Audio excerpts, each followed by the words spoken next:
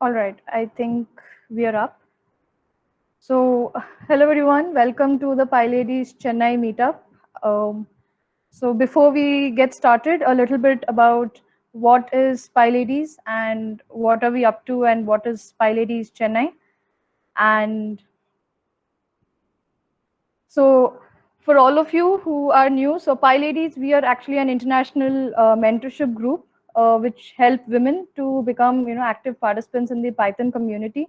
So anybody who uses Python for anything, be it web development, be it artificial intelligence, data science, testing, or game development, any field where Python is being used, and be it security. So we help uh, provide a platform where women can learn together, grow, and share knowledge and work on projects. So it was started in the year 2011.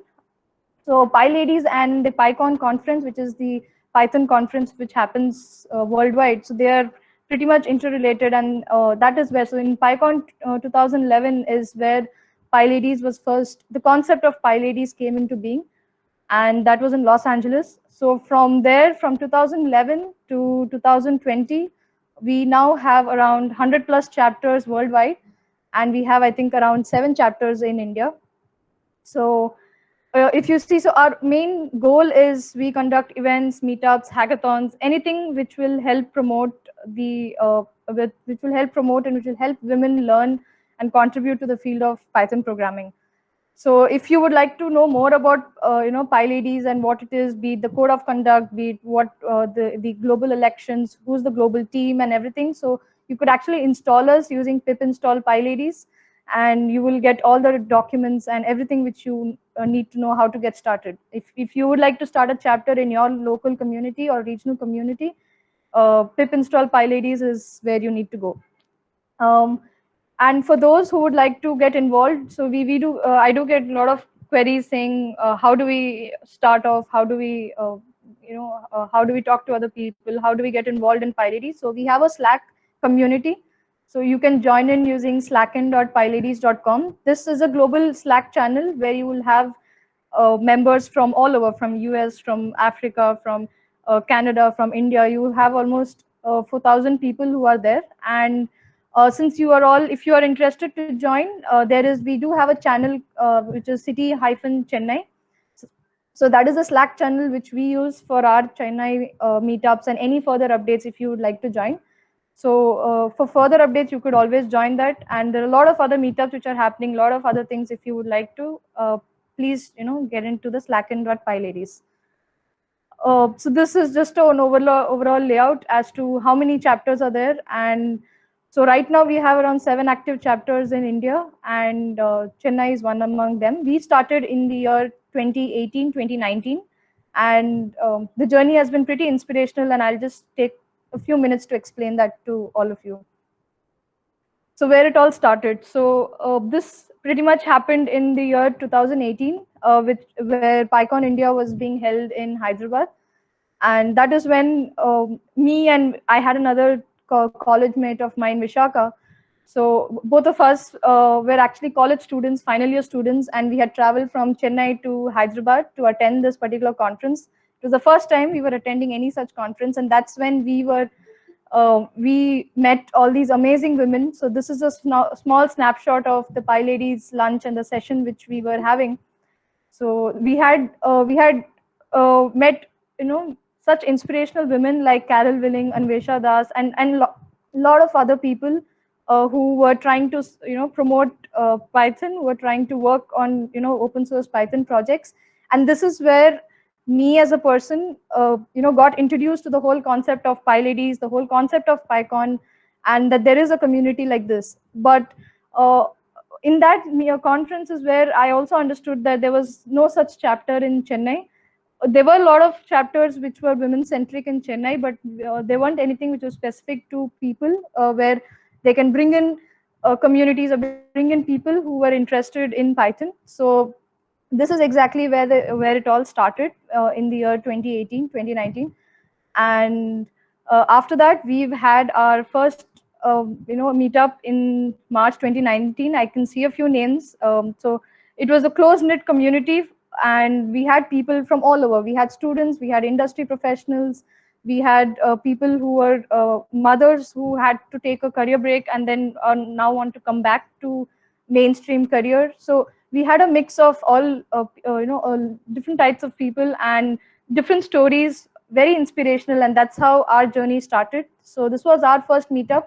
We had 3 technical sessions, talk sessions, and a lot of stories, and we kind of inspired each other and learned from each other. So this is also what we generally do in our PyLadies meetups. Is we either have technical sessions or we have hands-on sessions where anybody, be it a first-time speaker or anybody, is welcome to come and give a talk. Anybody is welcome to come and share their experiences, share their journey. So it is like a very comfortable place for women to come and explore and work on projects.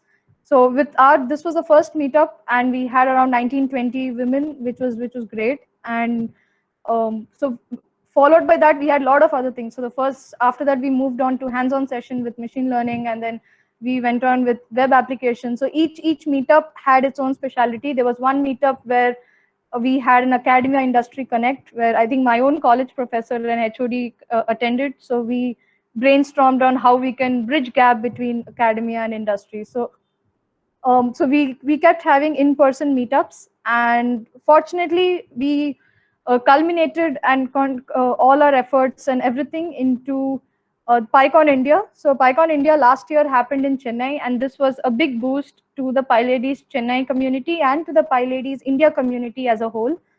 So this is one conference where all PyLadies organizers from different cities and different places in India come and meet together. So, and we had a very diverse work group. There was a great team from PyCon India, the diversity team, and everybody. So we had a lot of sessions like a PyLadies lunch and PyLadies speed mentoring. So lunch was where, so if you see, they're all women attendees of PyCon India, where we are sharing our experiences, where we are talking about how our journey was in Python.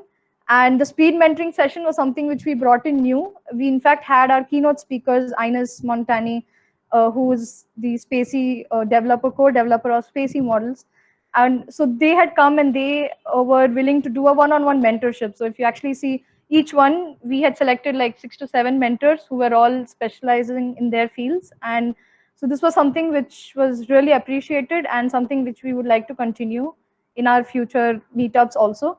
So this is what PyLadies in general we do, and what PyLadies Chennai also hopes in doing. And so so this was our small team of PyCon India work group and the PyLadies team and the diversity team. And so with this, I think this has been our 1-year journey of PyLadies Chennai. Because of COVID, we have now moved to an online format, and this is our first virtual meetup. And I'm so glad all of you have joined. So it's going to be a little different. We will not, but we are supposed to, probably we'll try and adapt. I want to make it as interactive as possible, so feel free. So the session will go in such a way that, so the first speaker, we have 30 minutes, we have 2 sessions. So it will be a 25 minutes talk or a 28 minutes talk, followed by a question and answer. So if you have any questions which you would like to ask, just put an exclamation mark or anything on the chat, and you can go ahead and unmute, so we can take questions step by step, and the speaker would be glad to answer your questions. So feel free to unmute, or if you if you cannot unmute, then do type in your questions on the chat window, and with that we can get started. So if for any of you, if you would like to get involved with PyLadies as a whole, like I said, please join the Slack channel. And if you would like to speak at our future meetups, be it if you're a first-time speaker or if you anything, we invite everybody. So do fill up that form, and if you would like to also be a part of the organizing committee, and if you want to volunteer, so just do reach out. We are there on Twitter, we are there on LinkedIn, we are there on the meetup event, and you can always reach out to us and we can get started with that. So I think with that, we can move into our sessions for today. So our first session will be with by Sri Ranjani Ramakrishnan. So she's going to take a session on language models and neural language models. She's a Google developer expert in machine learning. So I think Sriranjani, if you're up, we can get started. Yeah, am I audible? Yes, yes, you're audible. I'll Okay. just stop sharing Sure. and yeah. Hi. Hi. So 1 minute, I'll just share my screen. Yep.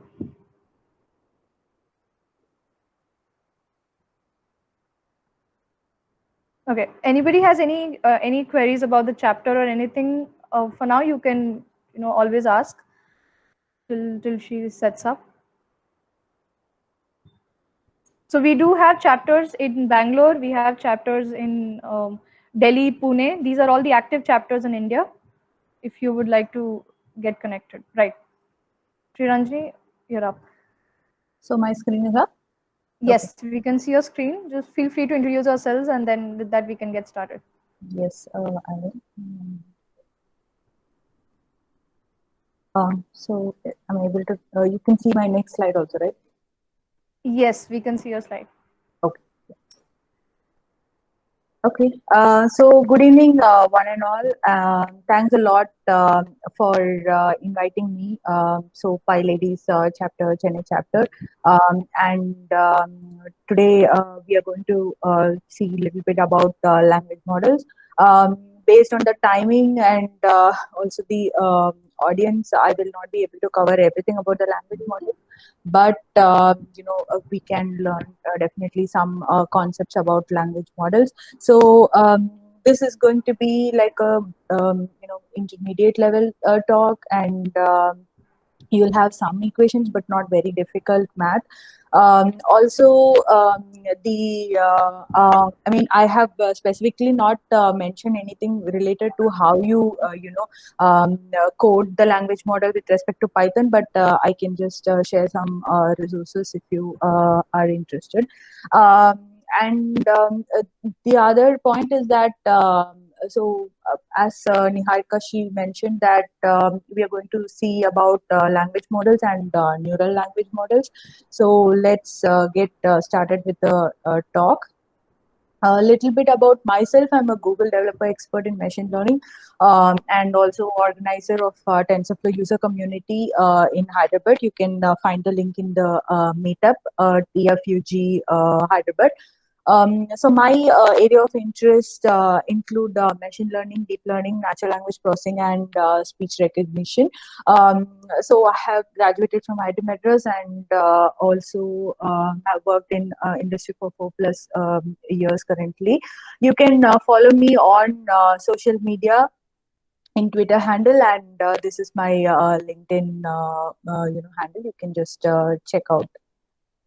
So, without any further delay, let me go to language modeling. Okay, so let's go over these. When we are learning language, so we will try to take every word or every sound, and then we are going to see every letter, and then we try to form a very meaningful sentences or words together. So we go step by step, and then we are going to learn the language. So how are we going to make a machine understand the language, right? So suppose I am going to give these sentences to the machine. How do you think that machine will interpret? So the first sentence is Jane went to store, store to Jane went the, Jane went store, etc. Now, from all these sentences, we know for sure that the first sentence make more grammatical sense to us compared to all the other sentences. But when you actually see a machine trying to see all these sentences, for the machine, all these sentences are going to look alike, and it's not going to make much grammatical sense to it. So how are we going to model or make the machine learn the languages? What about language modeling? So as we see that language modeling is the task of predicting the next word. So for example, if I'm going to take the sentence, the students opened their. So what could be the next word? So the next word could be books, it could be laptops, it could be minds, etc. So how am I going to choose out of all the words which I'm having, and which word is going to have the best probable possibility in the next word? So that is what is about language modeling.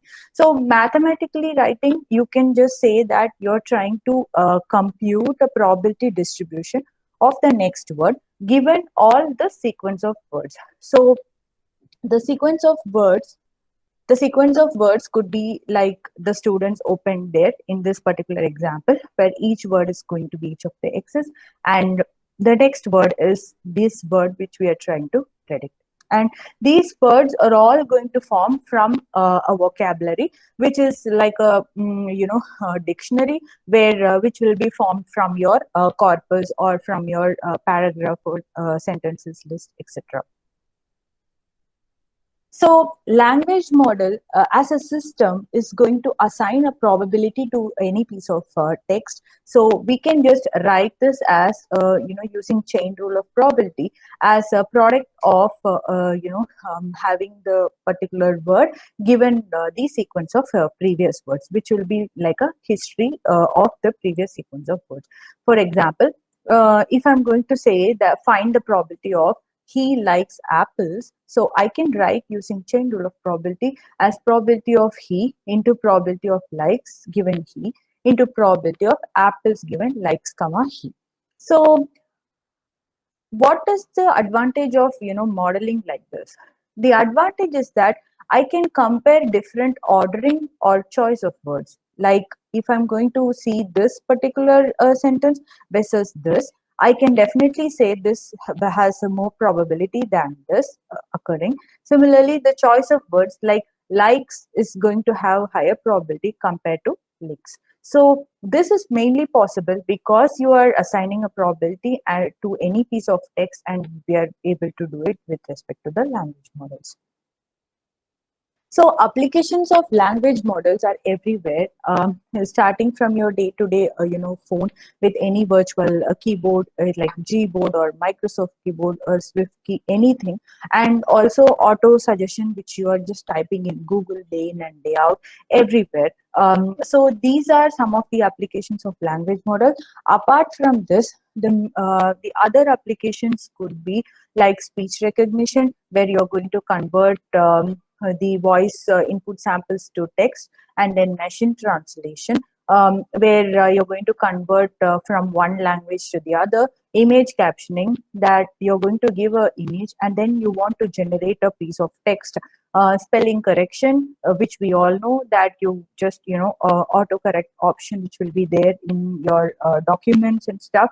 Text summarization, that you're going to give a piece of text and then try to get the summary of the complete document, etc. These are some of the applications, but there is numerous applications which is still waiting to get discovered, as well as which are there existing currently among us. So such important language models, we need to make the models much more efficient, and that gives us much better output as well as the results.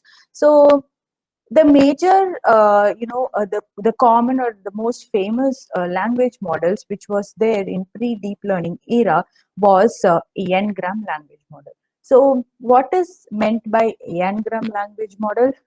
So when I say n-gram, n is going to be the chunk of n consecutive words. What does it mean? So unigram means n is equal to 1. So I'm going to take every suppose if I'm going to take this whole sentence, then every word is going to consider as a separate gram. And then for bigram, I'm going to consider 2 words together. For trigrams, I'm going to consider 3 words together. So how are we going to actually build the models? Is that we are going to collect frequent different n-grams together and use it to predict the next word.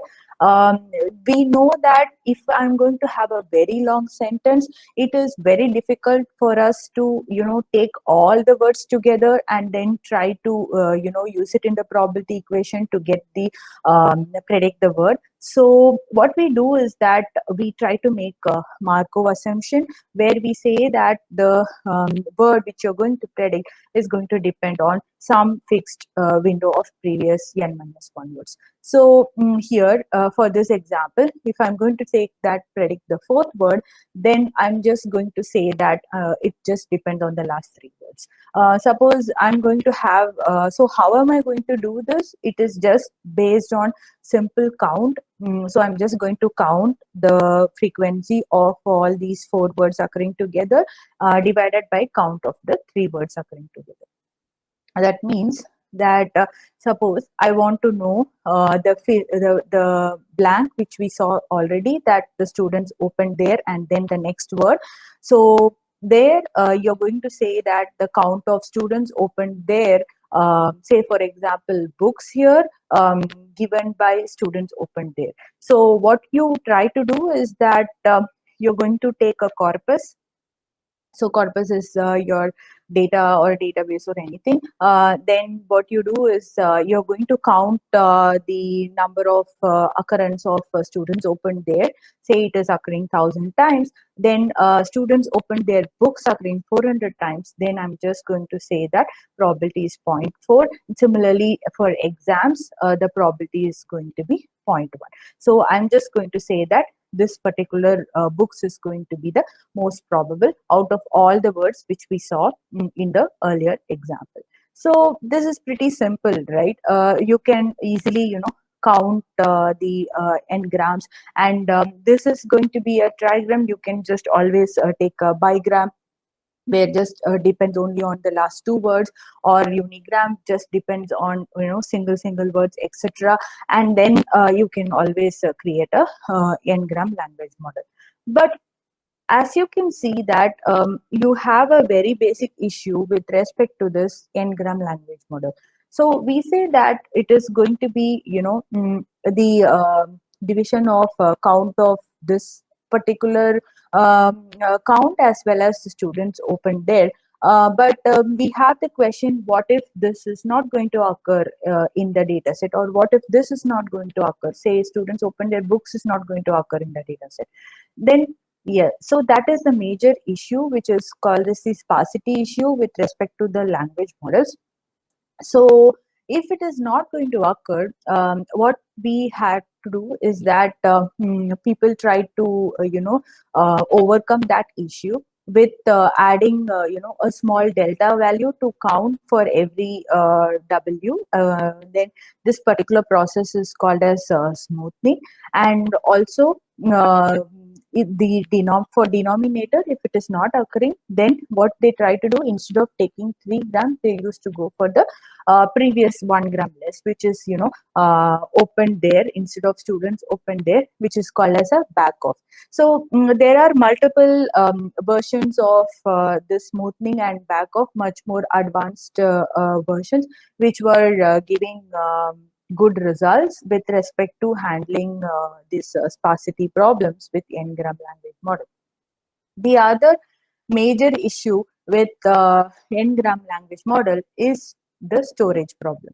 Why is the storage problem issue? Because we need to store the count of all the n-grams, and that might not be feasible for all the cases. If I'm going to have very large vocabulary, then it leads to lot of issues. So that is major another issue with respect to n-grams. The other one is that you cannot share strength among similar words. Suppose I'm going to have two sentences like she bought a car and she purchased a bike. If you're going to compare these two sentences, I know that bought as well as purchased are similar words, but then we don't know how a machine is able to compare or take that these two are similar words. Similarly, you cannot condition on context with these intervening words. Like if I'm going to say doctor and Smith is going to be the same, but if it is two different sentences like Dr. Jane Smith and Dr. John Smith, then how am I going to condition on one specific context of the intervening word? So that is a very difficult. And the other issue with n-gram language model is that it cannot handle long distance dependencies. If I am going to have a very, very long sentence, and if I want to find the last word, which is actually going to depend on the first word which is going to come on the sentence, then the language model will not be able to correctly catch it. So because of these issue, what people tried next is that they went for the neural network based architecture. So neural network based architectures are the next era for the language models. And the first one which came in mind for Bengio et al. Was a fixed window neural language model, which was published in the Neural Probabilistic Language Model paper. So this was quite popular for a long time. So what they did is that you are supposed to take a normal feed forward neural network. I assume people here know a little bit about deep learning. So you just take have an input layer, then you have a hidden layer, and then you have the output layer. So you're just going to produce the output. So that will be your basic hidden feed forward neural network. And what you do here is that you're just going to as such pass on the inputs to the feed forward neural network and get the output distributions. So what you do is that you're going to take each of the words, and which will be encoded as one hot vectors. So one hot vectors means that you're just going to have one for that particular word in the vocabulary, zero for all others. And then you're going to take it to form a word embedding. And after getting the embeddings, you're going to give that as input to the hidden layer. So this hidden layer will be multiplied or weighted by this matrix W. So with some activation function F. And then you're going to get a probability distribution because you're going to pass it on to a softmax layer, which with the weight of U. So this will be of the size of vocabulary. So you're going to take any of the vocabulary from A to Z, and for each of the word you're going to get a probability distribution of how much probability each word is possible. And from this I can definitely say that books is going to be higher probable compared to other values. So my next output should be books, which is similar to how we got from Ngram language model, but this is using the fixed neural language model. So basically from this distribution, you are able to get the next word. So that is about the fixed window language model.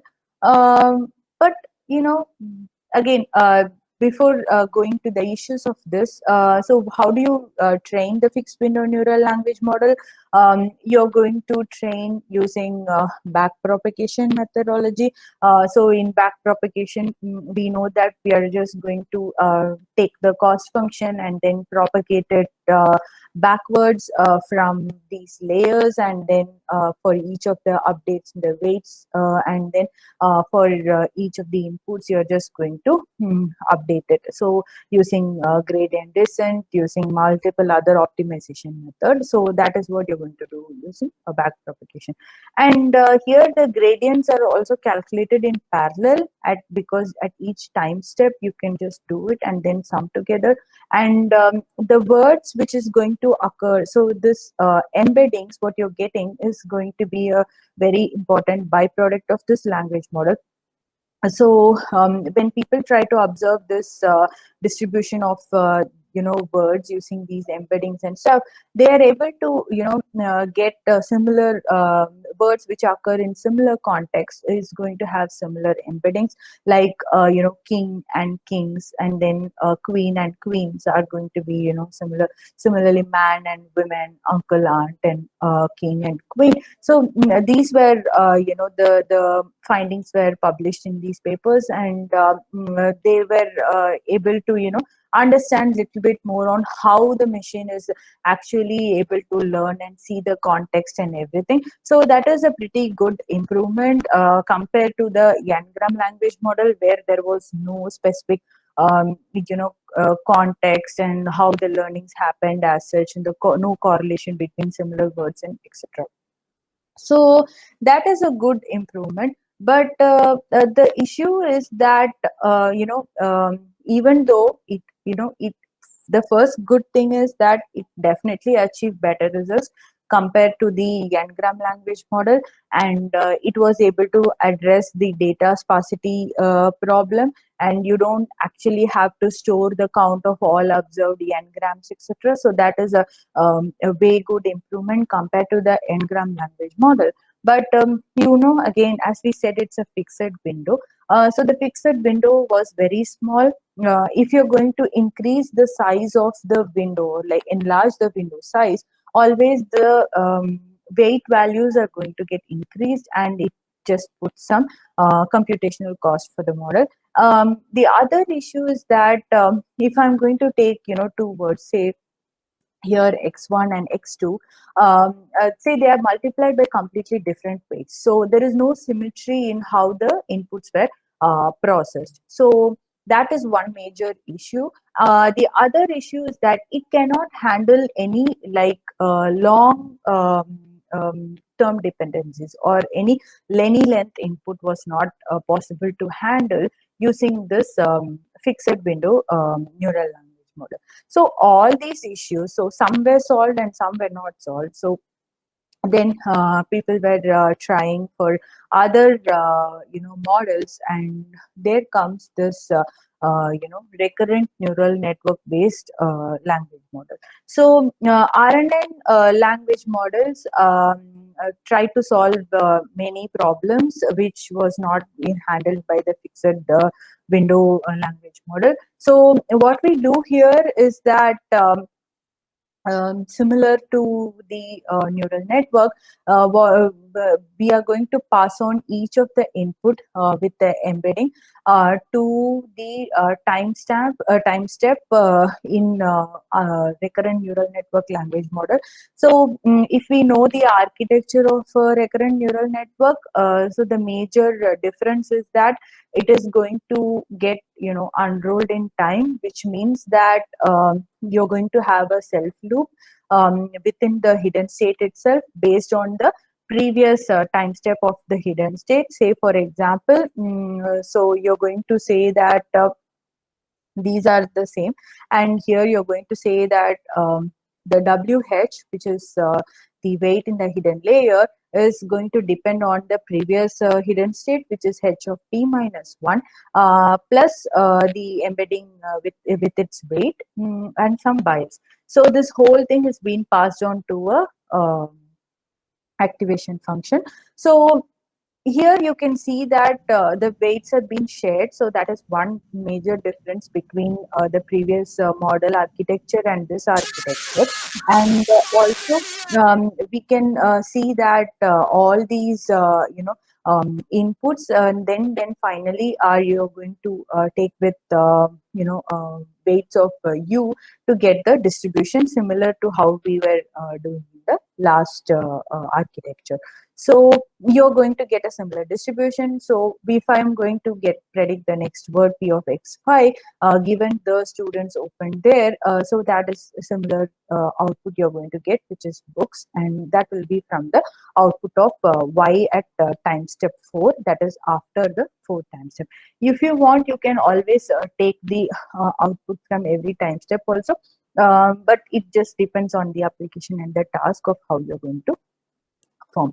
So this is the major difference with respect to the feed forward neural network language model and the recurrent neural network language model. So this is a pretty interesting language model compared to the previous architecture, because it can process any length input, and here my model size does not increase for longer input. The same weights are being applied on every time step, so you have symmetry in how the inputs are being processed. So the training is actually done using back propagation through time, or it is using truncated back propagation through time. So what you do is that you're just going to take the cost function and then propagate it backwards till the time step of initial hidden layer. So when you say through time, you're just going to update it after only some few time step which is defined by you. So that is mostly about back propagation through time. This you're going to use cross entropy loss function between the predicted probability distribution as well as the true next word. So that is how you are able to train the language models, and it is pretty awesome that you can process any length input and you have much better advantage compared to the fixed length language model.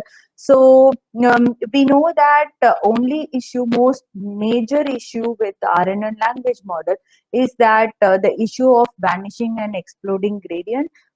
So vanishing, because that if you're going to have a very very long sentence, then in that case, if I'm going to propagate the gradient backwards for each of the hidden state in the time, the gradients are just going to get multiplied and it's just going to become smaller and smaller for some cases, and it just get vanished.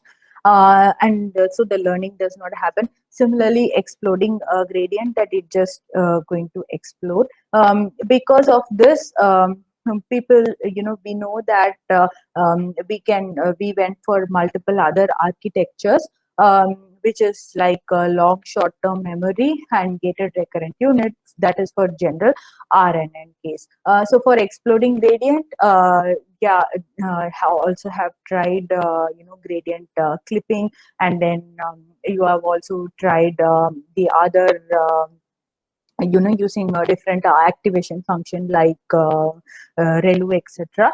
So that is for general architecture with respect to RNN. With respect to language, RNN language models, you can still use similar solutions, like you can use LSTM based language models or gated recurrent unit based language models. So the other option is that there's something called bidirectional RNN, where you try to make the deep neural network more more wide, where you're going to have two RNNs, which is going to be in forward as well as backward direction, and then try to process the output. Also, you can make the RNN itself deep, where you're going to stack multiple layers of RNN, one on top of each other, and then just going to get the output at the last. So these are some of the popular architectures or frameworks. There are multiple other architectures which is being invented, and it's been giving good results in the recent years, which have not just put up in this talk.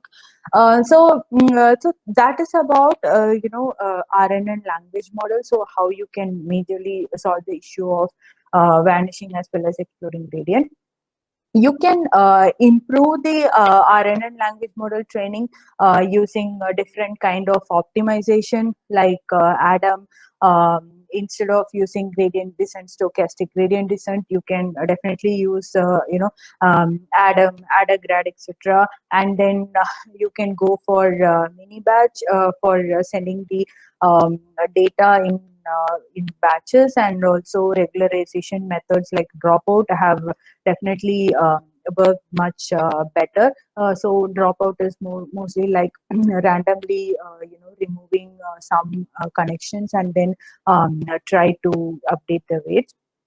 And you can so that is one thing. And for the computational cost of this RNN language model is basically a function of the size of vocabulary. So for large vocabularies, you need to see how you can handle it. So which I have not covered in this talk, but definitely there are a lot of methods which you can find to handle large vocabulary. The other one is about subword language modeling. So it is not necessary that you have to go for a word-based language model, which I have explained in here, but you can go for character level language modeling where you can just take every character and predict the next character, and based on that you can just combine it and then form the final word. So that also helps to solve many of the issues the word-based language model is capturing. But subword modeling is not yet, I mean, it has given definitely good results, but it's not up to the mark. Maybe it is just getting better and better with multiple new architectures and a lot of research which is going on here. So not only that language models are able to predict the task of next word, but it can also generate text. So what does it mean by generating text? So let's see an example of generating text with n-gram language models. So here you can see that we know that we have the probability distribution at the end of softmax layer, right? So that softmax layer distribution, what you would just try to say that if you're going to just condition on these two words, say today the, you can try to take or randomly sample any one word from that particular distribution. Say for example, I'm just going to sample price. Then what happens is for the next word, I'm just going to give price as the input for the next time step, and then again I'm going to sample from the probability distribution. Suppose I'm getting off, then again I'm just going to repeat the same process here. This time I'm going to select the word good. So by repeating this process for multiple time steps, I'm just getting very surprisingly grammatical sentence or the paragraph which is being formed, which is being which is relevant to the input text whatever we have been trained on. So that is pretty interesting with what you can do with the language model. So this is for n-gram language model. Similarly, you can do the same for RNN based language model also. So what you do is that as I said earlier, so you're going to just pass on the input, and from this particular output, you're going to sample and take a particular word and pass that word as input here. And again, you're going to take, another word from the sample, pass the word as input here, and just get generated continuously. And then see that, okay, so spring is the next word. So you're going to give the spring. So this you can do for, it's a fun experiment to try. That you can give any kind of input training data and then get the output. So a lot of people have tried with Harry Potter data, and you can see that it has created very valid and grammatical, and it's very satisfying generated text with that.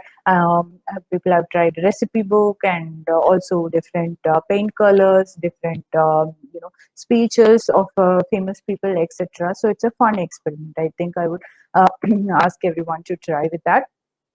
So that is about generating text with RNN language model. So this generating text is also being used in multiple places, and it's also been used as a sub task for many of the major NLP applications. So how do you actually evaluate language model? So the standard evaluation metric is going to be perplexity. So perplexity is nothing but the inverse of the probability of the corpus, which is going to be normalized with the number of words in the dictionary. And it is the lower perplexity value is, the better language model is. So here, this particular n-gram language model has given 67.6, but as we saw that with the RNN language model we are able to get much better results. So with increasing complex RNNs, people have got like very good results with perplexity, say here 30 with the LSTM based language model for 2 layer, which is again a deep LSTM. So I think so these neural language models are actually providing much better results compared to the existing statistical other language models.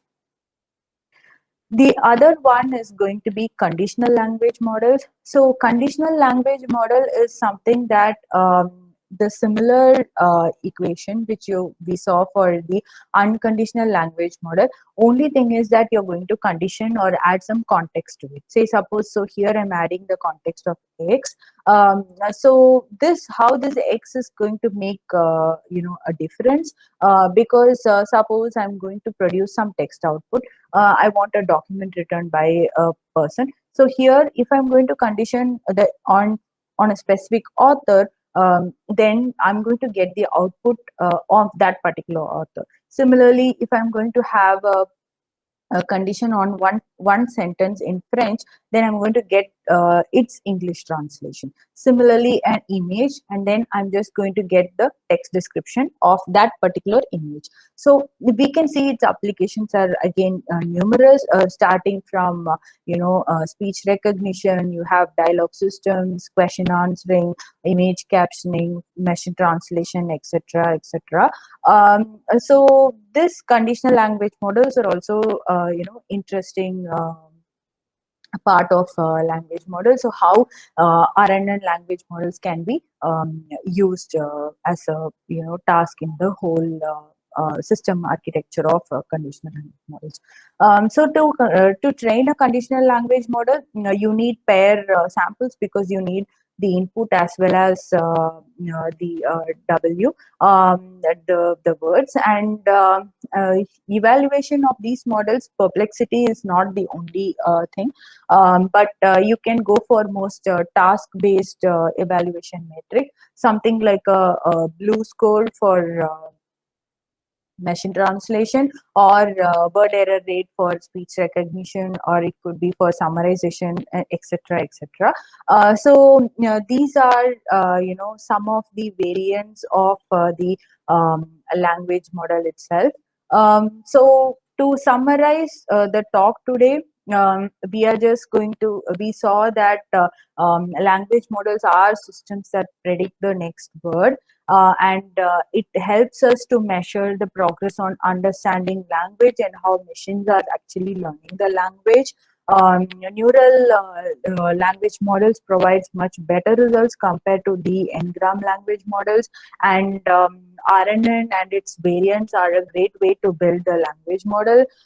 So apart from predicting the next word, we can generate text using language model. Using conditional language models, we can predict the next word using the previously generated words, as well as the conditioning context input which we are providing to the model itself.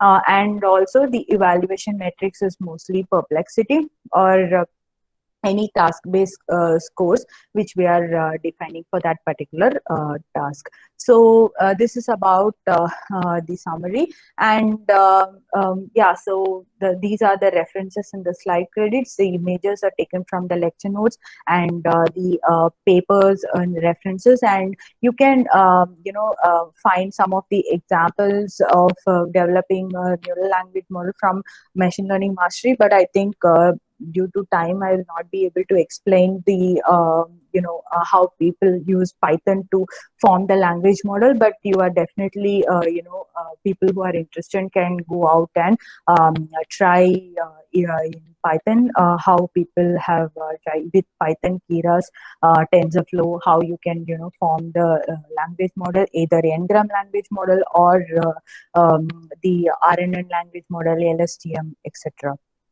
Okay, so yeah, that's it from my side.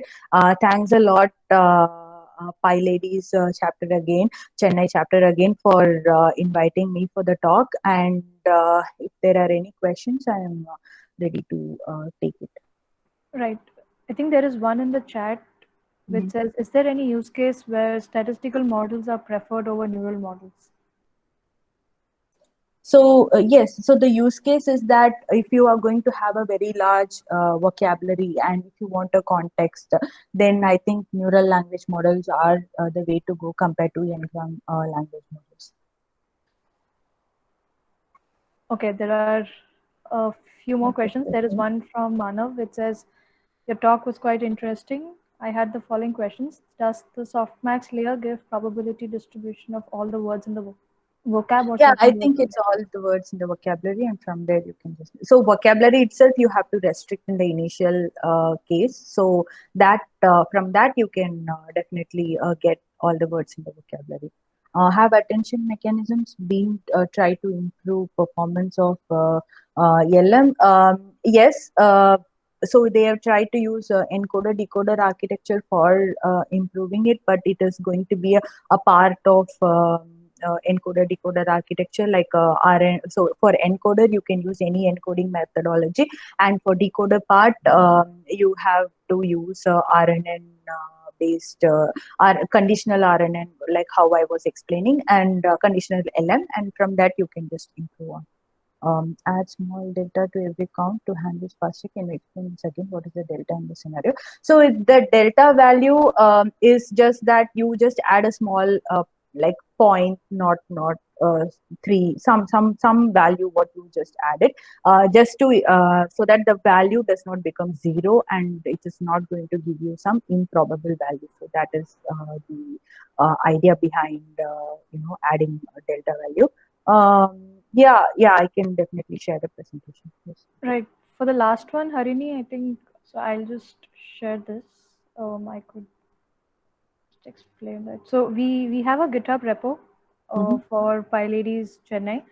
So Shriranjani, if you could share your slides, so we could upload it up on that. And I think even after Susan is done, we could upload both the slides on that, and people can have a look at that.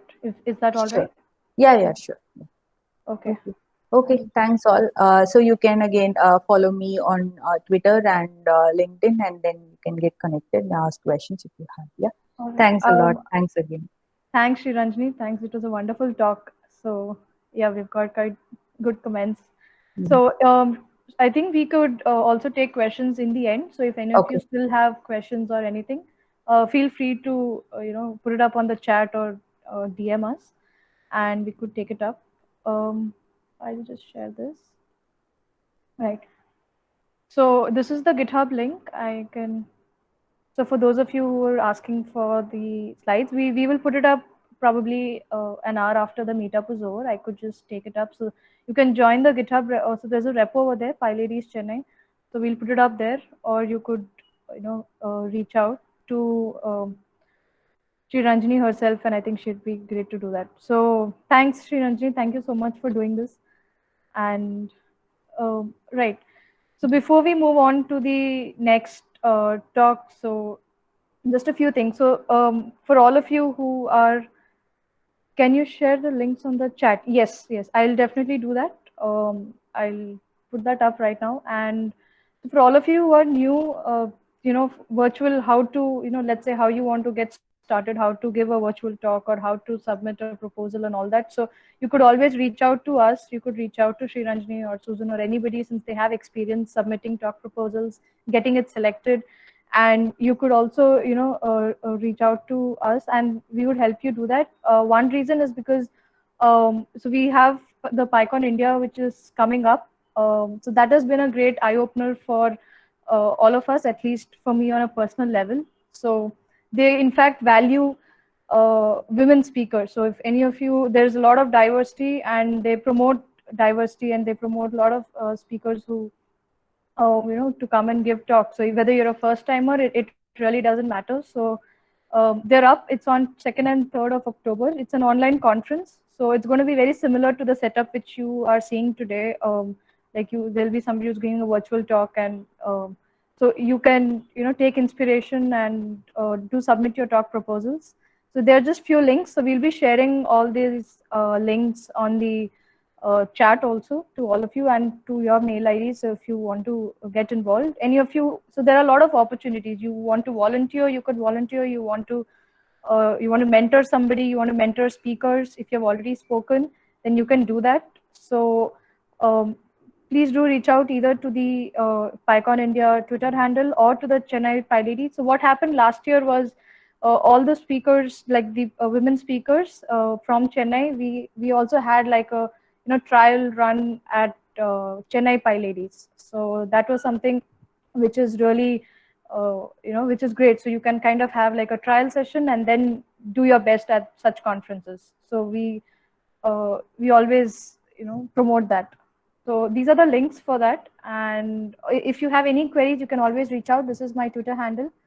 And right. So with that, we can move on to our next talk, which is by Susan. So she'll be talking about how she entered the game development world and how Python helped her do it. And she is a data scientist at Clearbank and a lead software developer at Quill Game Studios. So Susan? Yep. All right. Hi, everyone. I'm going to share my screen. Just give me 1 second. Right. You can. I'll just stop sharing 1 minute. Right. Okay. Hopefully you all can see. Yes. Maybe give it a few seconds. Yep. We can see it now. Okay. Awesome. Yeah. So I'm going to be talking about how Python helped me break into game development. Hi, everyone. My name is Susan. It's very nice to be here at PyLadies Chennai. So a little bit about me. I run Quill Studios on the side, so as a hobby. I do the development, I do the writing, I do project management, I do marketing, basically everything. But as like on the side, I guess in my daytime jobs, I organize a machine learning live stream group, which you can find if you go to ACE, like AISC, and search like machine learning, then you can find it. And I also work as a data scientist at Clearbank. So I don't specialize in NLP. So I actually learned a lot from Suran Jani's talk. I'm more specialized in reinforcement learning and recommender systems. But today I'm here to talk about game development. Sorry, there was a delay in the slide. But yeah. So I started this project 2 years ago. It took me 2 years to build a game that I was able to take from just an idea, which is what you can see here, just Google Docs in 2017, to a full-fledged product, which looks like this. And it's launched on computer platforms as well as consoles. So like PlayStation 4, Nintendo Switch, Xbox One. So today I'm going to talk about, I guess, 3 things in general, because I understand that some people maybe come more from a machine learning background or from game background. So I'll just talk about the gaming industry, and then I'll talk about the specific type of game that I made and how Python helped me do that. So AAA studios are they're typically the really large, like I guess think of the Hollywood of the gaming industry, right? Such as Ubisoft, they made Assassin's Creed, or Blizzard and Activision, who made Call of Duty, or Overwatch, or I guess World of Warcraft. I'm not really sure exactly what is the most popular in India. I did look it up that FIFA and Uncharted are really popular, as well as PUBG. So if you don't recognize any of these games, it's because I picked them because they're also popular here. So as I mentioned, they're called AAA studios. So they tend to have really large funding. They have thousands of employees, and their games are usually played by millions of people, right? But the thing is, being a developer or an artist in this type of game, you might only do a very small part of the game. So for example, if you're a programmer, you might be coding for one type of gun or one type of story quest in the game, right? So a very tiny part of the game. And if you're writing, maybe you're only writing dialogue for one side character for half the game. Right. So the success of these games, they're more like movies. There's a lot of people involved. They usually make millions of dollars, but they could still be at a loss, right? Like there are games who make like 5 million or something, and they're still like, oh, we didn't make back the cost, right? This is because AAA studios, hire so many people, and they have huge marketing budgets, which you probably see ads, everything. So they could be making a lot of money, but it really depends on how successful they are. to make a profit. But of course, the ones that are really successful can make like millions and millions of dollars. So then the next kind of category of industry I would mention is smaller studios or independent studios, and they're commonly called indie studios. So I'm not really sure exactly which examples that are most popular in India. I did try to find them, but I guess because indie studios, they don't have that marketing budget. They're usually made by like one person or smaller teams, like 1 to 10 people. But I'm going to mention, let's say this one example, Stardew Valley. One guy made the music and did the programming and made the art.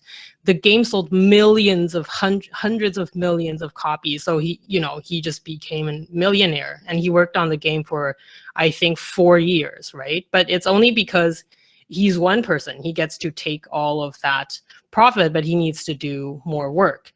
And I would consider my game an indie game. So just to give you a little bit of an idea, when I sold my game, the net so far has been, I want to say like 9,000, almost 10,000 USD. So I think that's like 700 rupees if the conversion is correct. So it's, keep in mind, this is sold in USD and euro. So it seems like a lot, but, it's still not a small amount, I would say, if you can be successful as an indie developer. So I think it's still very viable. And keep in mind that I do this in my spare time, right? My full time, I work as a data scientist. So some indies, they have larger teams, maybe 200, 500 people, and they have larger marketing budgets. So I know that like PUBG or PlayerUnknown's Battlegrounds is popular in India. So that's why I chose this example. Like, I guess they could be classified as indie, but then they have much larger resources and funding than the typical indie that you would see.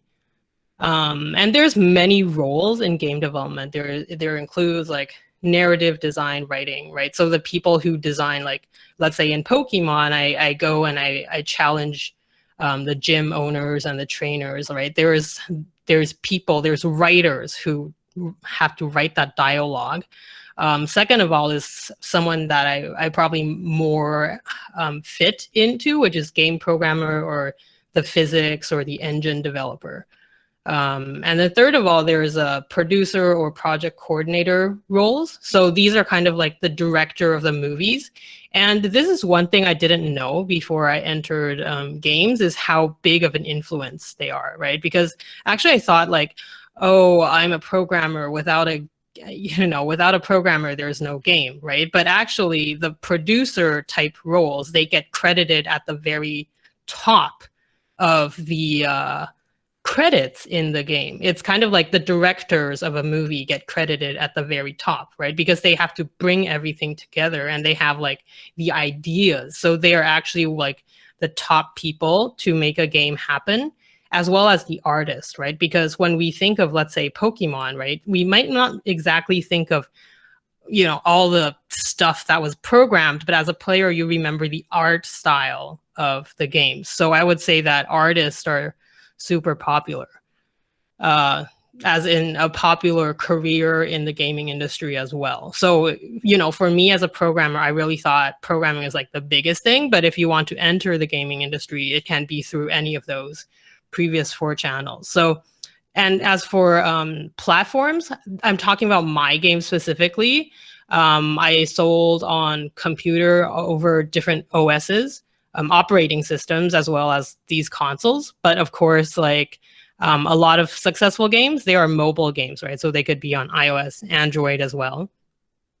So just to give a quick idea, like I had to look this up, and I'm not an expert on the console gaming industry or mobile gaming industry in India, but just to give an overview, I guess it's kind of pricey in India, but there's still quite a sizable amount of people that play, and a sizable revenue for the console gaming industry in India. And FIFA or PUBG is really popular. And you are the expert here. I'm not the expert here. I just wanted to give a an idea of how large this industry is, even if you don't see yourself as a gamer.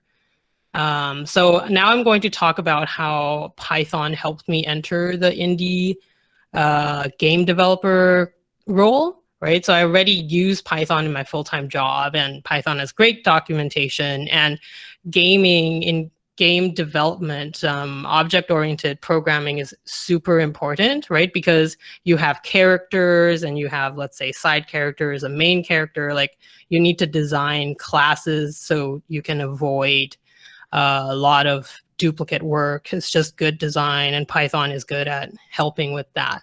So I'm going to give a really brief overview of the type of game that I made specifically. So I talked about this Netflix movie where you can, things will happen in the movie and then something will show up here, and you can click on whether you refuse or accept, or you can choose like, do I want to jump out the window or not? And then the next segment of the movie will play according to what you chose. And this is on Netflix. It's from a series called Black Mirror. I'm not sure if you have seen it because I kind of geared it towards a North American audience for this slide in particular. But what the point is that there are games or stories or movies that can be done. They're primarily told through the story rather than you're only shooting people in the game, or, it's not a puzzle game, right? It's a story narrative driven game. So this is another really popular game called Nonary Games. It was launched on Nintendo 3DS, if I recall correctly. So it's like a mystery game, and there's a lot of reading, basically, right? This is dialogue that is showing up in the game. So there's even more. So Persona 5 is really popular recently, and they're also very dialogue and reading heavy. Danganronpa is also similar. It's like a mystery horror type game. And there's, you can see the dialogue box at the bottom. So this type of game, I want to say, is called like narrative driven or visual novel games. They can be mystery, sci-fi, there's really no limitation to what they can be, but they're a very popular genre of games. And as a solo developer, right, I don't have the resources like Ubisoft or Blizzard, Activision, right? There's no budget to make a custom kind of game engine or game program, and they are very costly, and I cannot build that as a solo dev. So I made a version of this slide for you all, actually. So this is pictures I take because I like to eat this kind of cookie, Parley G, but then, like when you dip it, it becomes very soft and it drops. So I hope to achieve the same mood, right? I'm so happy, like I can make games, but then, they're so expensive to make. Like, why? Why is it so expensive to make? Is this feeling when the cookie drops on the ground. Anyway, so now what is going to solve my problem here is Ren'Py.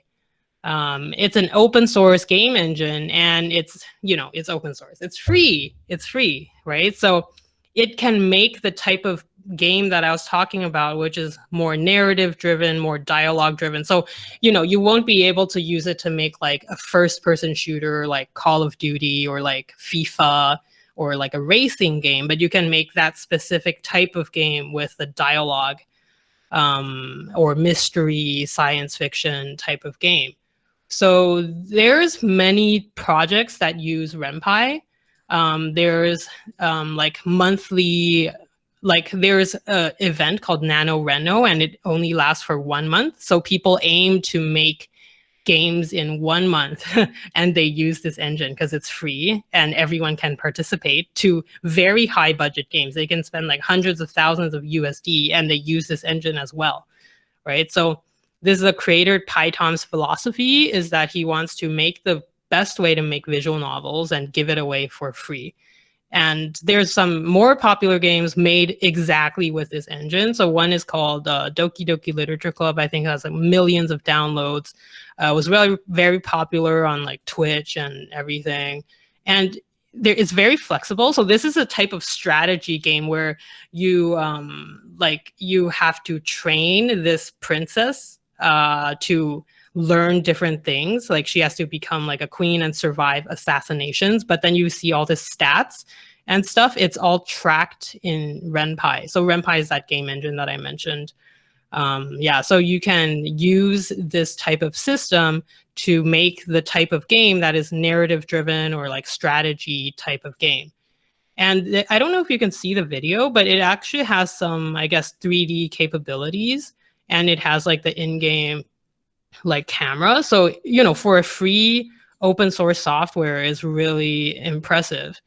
Okay, I know I'm running a little bit out of time, but this part is almost done. So you can even change up the UI quite a bit, quite well as well. It's very flexible.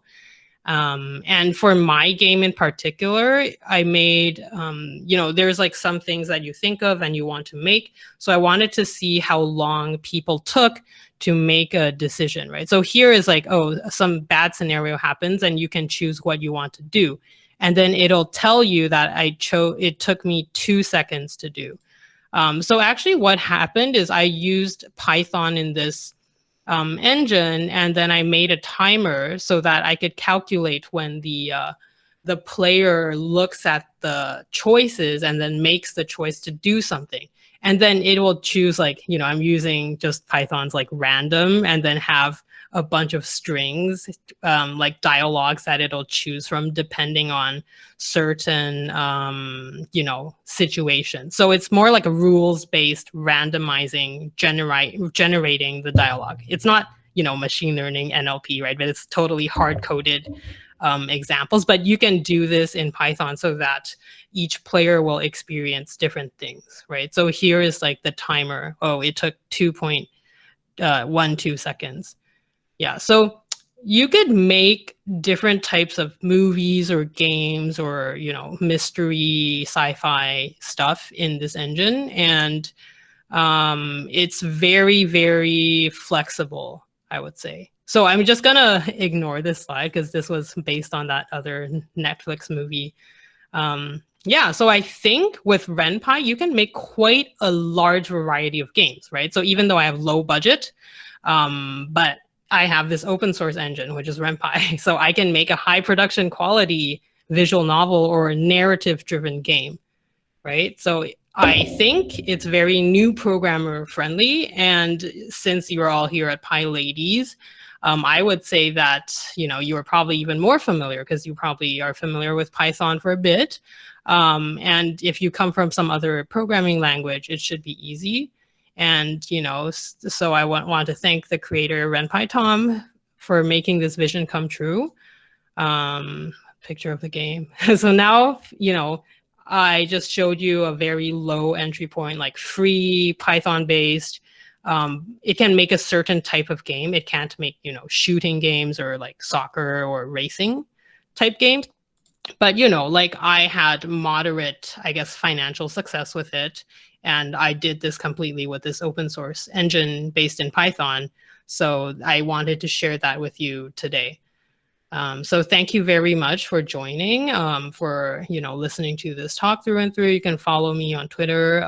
You can add me on LinkedIn, which is more, I guess, machine learning focused. And you can find it on Steam or PS4, Nintendo, etc. So thank you so much, everyone, for listening. I'll pass the floor back. Awesome. Thank you so much, Susan. I mean, it was pretty helpful. And since I'm a newbie into game development, this was quite a good intro into it. And I think we do have one question of how did you market your game?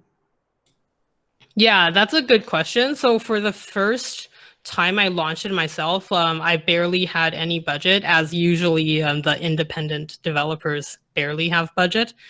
So I did several things. I want to say one big thing is finding a list of gaming news websites like PC Gamer or like Daily Indie, like, you know, game sites. And then I just emailed them. And I actually got some people to take notice and post about it.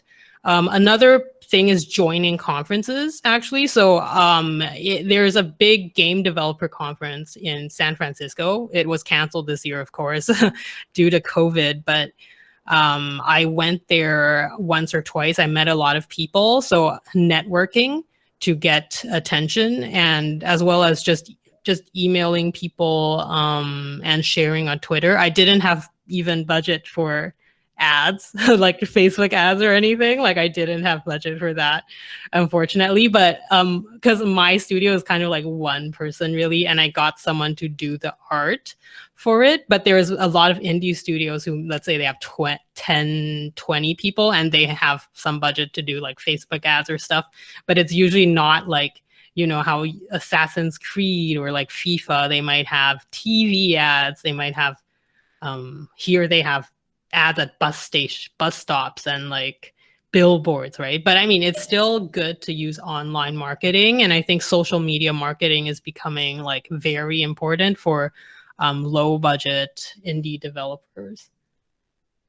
Yeah, I did start in the, you know, I'm doing this part-time, and I was kind of surprised to be able to, you know, sell some of the game, like sell it to such an extent. So I'm definitely going to continue making more games. And I would want to say to any of you who, you know, want to consider doing this, maybe you can start, you know, like myself on the side as more of a side project. So then you don't lose kind of the stability.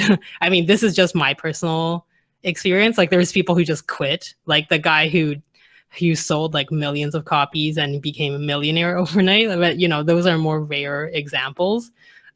He was working like minimum wage or something just to keep something stable in America. So there's a lot of options here as well. Oh yeah, so a question, I'm just looking at the chat now. Before, when I was doing the talk, I couldn't look at the chat because multitasking. One question is that, can this be adapted to smartphones? Yeah. So actually the Ren'Py supports exporting to iOS and Android, but you need to change the UI a bit. And because my UI is more focused on like large UI, I didn't have the money to, you know, hire an artist to make like phone specific UI, but maybe I will consider doing that. But that is actually an option in this game engine as well as other game engines that you can consider. So you can make mobile games with this engine as well. So the artwork is based on the engine. So I, as a programmer, everything I do is just code, right? But I can, the assets, the art assets, which are like PNG files, JPG files, MP4 files, or let's say it's audio, like MP3 files, right? They're all within this game source code, right? So in my code, like maybe you have, well, it's not like main.py, but let's pretend there's a main.py that like launches the game. It'll have like all the file paths, maybe like, you know, like you just have a file path that's like dogs, like characters, like dog1, and then like smiling.jpg or like something like that. So that's how the files are read in by the engine, and as well as the music as well. So the code will like trigger a scene, like if player does this, then this, and then play like blah, like music dot like something dot mp3, right? So that's all handled in the code from my perspective. Hope that answers that question. Yeah, so for the UI part, there's quite a lot of flexibility with this. Like you can change around the whole look, as long as it's 2D, really. And the UI, I had to pay someone to make the UI. So they gave me like transparent PNG files, but then I had to code that in, right? So I had to, it's kind of like web development in that part, like the UI, like I get the art for it, and then I have to kind of just like code the position of the where this button goes and where that button goes, but the art is provided to me by the artist that I paid. Yeah, so if I wanted probably more UI, I could hire more people, because I'm not a front end or creator, so I can't do that myself. But if I were, or if you are, you can do that yourself and you can have it all. Yeah, There's one more question, I think, Susan, on the top. So how does this differ from Pygame? Oh yeah, so Pygame does it's not so specific to like the narrative game, narrative type of game. So maybe in all the examples that I showed, you can see like dialogues or like stats tracking. So that this engine has more classes pre-built to do that. Like you can accomplish that in Pygame as well, but you know the creator of this has spent several years tailoring Pygame kind of like it was kind of based on Pygame if I recall correctly, but I think it's like deviated. Don't quote me on this though, but like they've spent quite some years creating like classes, objects, like custom like parsers and language on top of Python and Pygame to make it more tailored to this type of game. Yeah, so it's still kind of doable in Pygame, but you might need to put in additional work, right? But if you want to make a more general type of game, like you don't want to make this dialogue-driven game, you want to make like 2D adventure, like platforming games, then you probably don't use this engine. Yeah, hopefully that helps. Yep, I think we've covered all the questions, right? So thank you so much. Thanks, Susan. This has been, pretty amazing. And thank you so much for doing this, especially with all the time difference and everything. So, so if anybody has any questions, I think they can reach out to Susan, or you could ping us and we could put it forward. So we're at the end of the meetup, and please feel free to reach out to us. We can stop the recording now, and we'll be opening up the floor for 10 minutes of just open discussion. So this is something